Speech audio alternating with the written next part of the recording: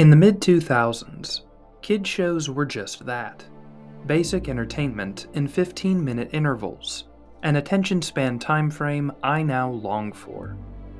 Whether it was SpongeBob, Ed, Edd and Eddy, or Jackie Chan Adventures, the shows weren't there to ask moral questions, or even show a character with the ability to change. They existed so I could pick my nose and laugh while I ate Lucky Charms cereal. That was until shows like Teen Titans and Avatar: The Last Airbender. These were probably the two shows in my development that let me know that not only could a story last longer than a 30-minute block, but that a story could be great, captivating, and emotive. Avatar, specifically, gave the sense that every episode had purpose, every episode built upon the previous episode, and that, in each episode, while the characters were fundamentally the same person, they had grown and changed by some tangible increment.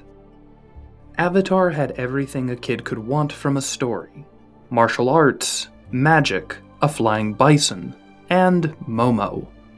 Most importantly, the main character was a bald kid my age, a boy with unmatched potential and power, and an equally unmatched responsibility to bring a world at war back to balance. It's part of the reason why, 20 years later, the story still has mass appeal, why parents my age are showing the original cartoon to their children, why it's getting made into a live-action show, and also why I am hoping Netflix manages not to destroy something that is truly a storytelling masterpiece. Before we get started, don't forget to like and subscribe to the channel for more videos like this one.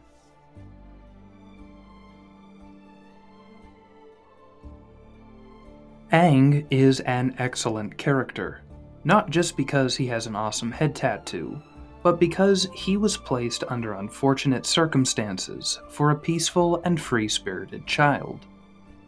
Well, I mean, unfortunate circumstances for any child, for that matter.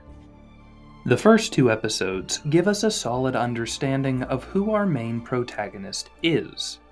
He is a naive pacifist who wants little more than to be a little foolish and enjoy a carefree life. Realistically, this is the type of person that we would want holding the magical equivalent of a tiny atomic bomb. Someone joyful and content with life, not seeking power or control, and who is capable of maintaining peace. The irony is that this was not the reality Aang was born into. Aang was not born during a time of peace where maintaining a balanced world is in the cards. Instead, he is born with this ultimate weapon of being the Avatar during an exceptionally violent war, a war which has left even the most powerful being in the world scarred and damaged after abandoning his home. It was because of this war's onset that Aang was informed about being the Avatar prematurely at age 12 instead of 16. Because of this war that Aang was scheduled to leave the Southern Air Temple and leave those he cared about most behind. Because of this war that Aang ran away, seeking a solution to forego his destiny of leading a war against the Fire Nation. A reluctant hero is one with the potential to change because they have both the option to take on their burden and the option to walk away from their obligation. It's the common boy on a farm story trope, where our character wants nothing to do with the craziness of the world beyond home, yet somehow gets sucked into the mix.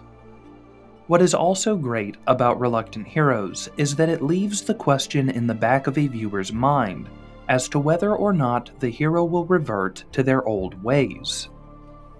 In The Last Airbender, Aang is happy with a simple life, but after discovering that he is the Avatar, that simple life gets taken away, bit by bit.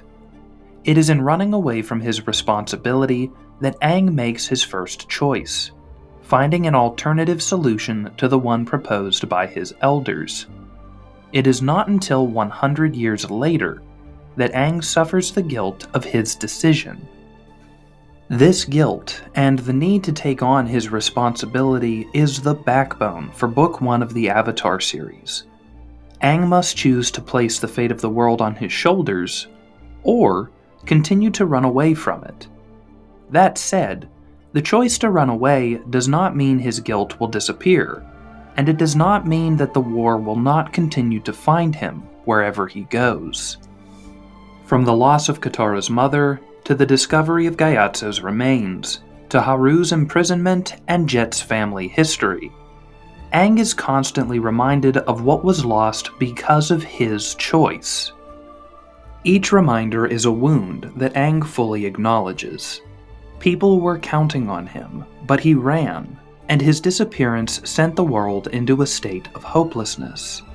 He must focus not only on healing these wounds that the world has suffered, but also on healing his own wounds caused by the life he left behind. It's no coincidence that the first element that Aang must learn is that of water, the healing art, representing his need to heal before moving on from his past. This is paramount because, as we see, Aang in the first book must understand restraint, discipline, and patience, something imperceptible for the average 12-year-old, let alone one with the fate of the world on their back. When Aang attempts to circumvent mastery of waterbending, or in other words, move on before healing, things take a turn for the worst. What the storytellers show us with Zhang Zhang and the accidental burning of Katara is that there are no shortcuts to mastering the elements. There is no moving on from a wound that has not yet healed, and there is no room for naivety or foolishness in the life of the Avatar.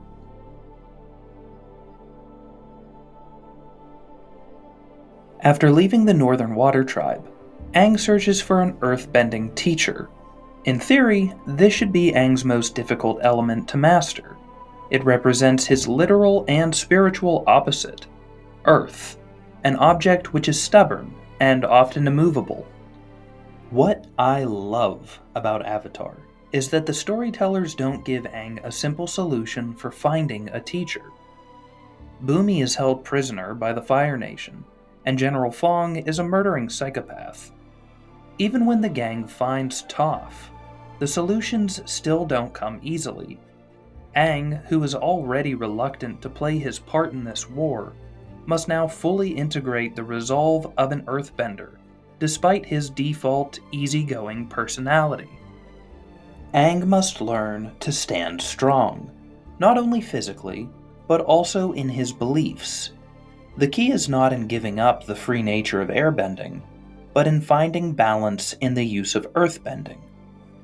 This realization is then immediately followed by the severing of Aang's last remaining link to the Southern Air Temple. The loss of Appa forces Aang not only to stand strong during a time of loss, but to do so without his best friend. This is another blow to Aang's innocence, and it's a senseless one at that.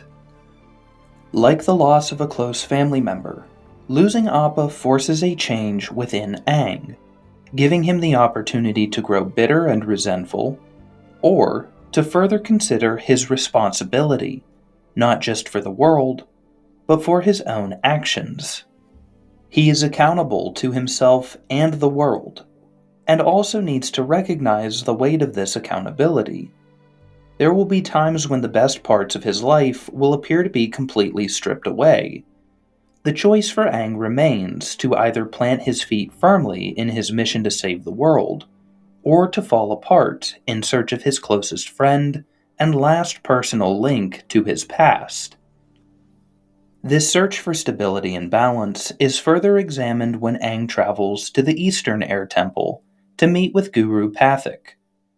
As Aang comes to unlock the 7 chakras to control the Avatar state, the boy finds himself stuck on the final chakra, thought. This representation of earthly attachment, namely a love for Katara, prevents Aang from utilizing pure cosmic energy and unlocking the Avatar state at will. This inability to let go is human, especially to a loved one, The wisdom in Aang's choice is actually articulated by Iroh's approval, as he states, Perfection and power are overrated. I think you are very wise to choose happiness and love. "It is not until Aang and Katara find themselves unmatched beneath Ba Sing Se that Aang attempts to let go of Katara, essentially letting go of the one person who truly grounds him, who has always grounded him and provided him with balance when overcome by the Avatar state. In letting go, Aang activates this ultimate power, but not before Azula sends a lightning bolt through his chest, severely wounding him. This suggests that, in letting go of worldly attachments, in losing balance by letting go of love, Aang opens himself up to injury. Not only that, but Aang's believed death brings back his guilt over abandoning the world when they needed him most. Without the hope that the Avatar is out there, the world realizes the Fire Nation has no opposition, and Aang feels this hopelessness deeply.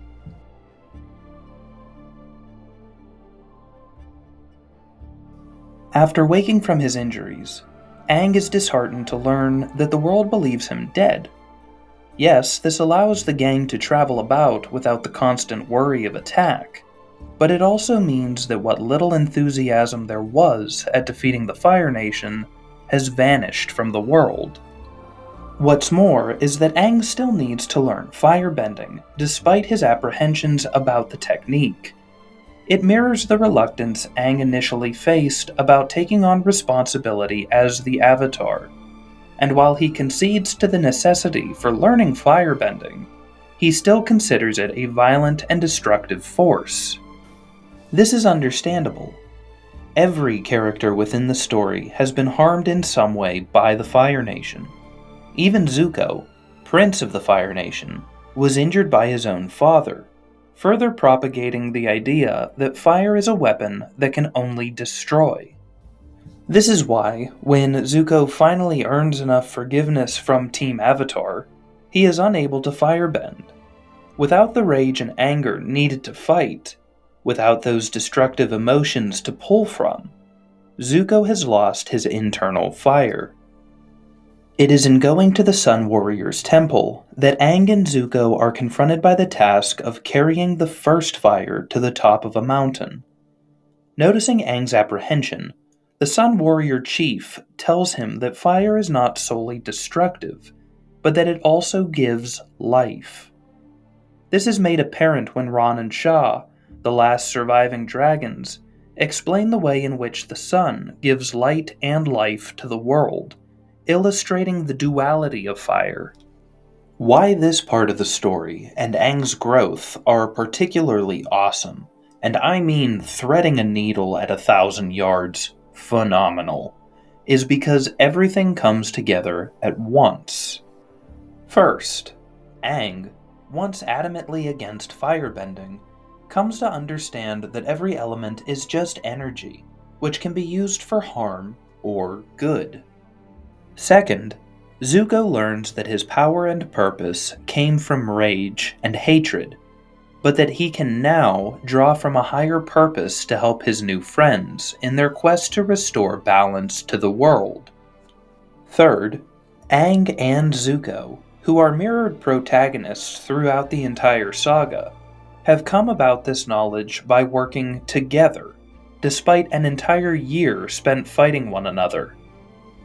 I'm not done fanboying.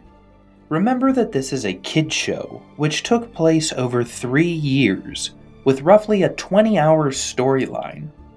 This, in so many ways, was the spiritual climax to the story, where both of our protagonists must throw away their old selves in order to grow. Like the phoenix in Greek mythology, the writers use fire as a symbol of destruction and rebirth. Zuko finds his balance, not in reclaiming his throne, but in helping the Avatar he once hunted. Aang finds balance in trusting an enemy, while also learning that fire is not just pain and destruction.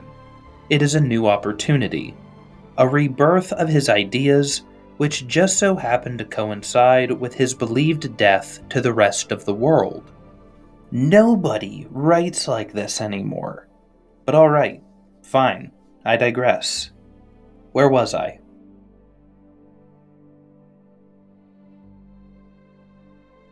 Now that Aang has mastered all 4 elements, the final moral dilemma arises.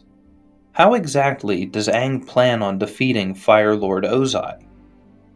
Up until this point in the story, we as audience members are focused on the immediate task at hand, mastering all 4 elements. It is not until Aang has successfully accomplished this task that we question if he is capable of subduing Ozai and bringing balance back to the world. He seeks guidance from Sokka and Zuko, both of whom tell him to kill the Fire Lord. He seeks guidance from the avatars that came before him, all of which discreetly encourage Aang to kill Ozai. What I love about this character predicament is that it should put Aang in a lose-lose situation. Everything Aang believes about peace and balance stands in the way of all he has worked for in restoring peace and balance to the world. We see these types of decisions and character dilemmas in mature stories like The Last of Us, Inglourious Basterds, even The Lord of the Rings to some extent. And many of us stop to ask ourselves, how is Aang going to find it within himself to kill someone? And while this is a fair conclusion to jump to, it is not the right question to ask. Throughout the saga, Aang has made mistakes and averted crises by making his own decisions. Even once Sokka and Zuko tell him to kill Ozai, Aang states that there must be some other way. This idea is the culmination of everything Aang has ever been, and everything he has learned during his adventure. He is a pacifist, looking to heal the wounds of a 100-year war. His foundation is built on this idea of peace, an ideal he can now firmly believe in and stand his ground when questioned or rebuked, not just by friends, but by sages. Aang has learned that, yes, destruction can lead to new beginnings, but the same destruction can also provide life. This external dilemma mirrors the same struggle within Aang himself, as the boy came to heal his own wounds, find strength in his beliefs, and be reborn in the letting go of old ideas. By story's end, we should not be asking ourselves if Aang is capable of killing Ozai, but rather, is Aang wise enough and adamant enough in his own beliefs not to kill Ozai, to believe in himself, and to find another way?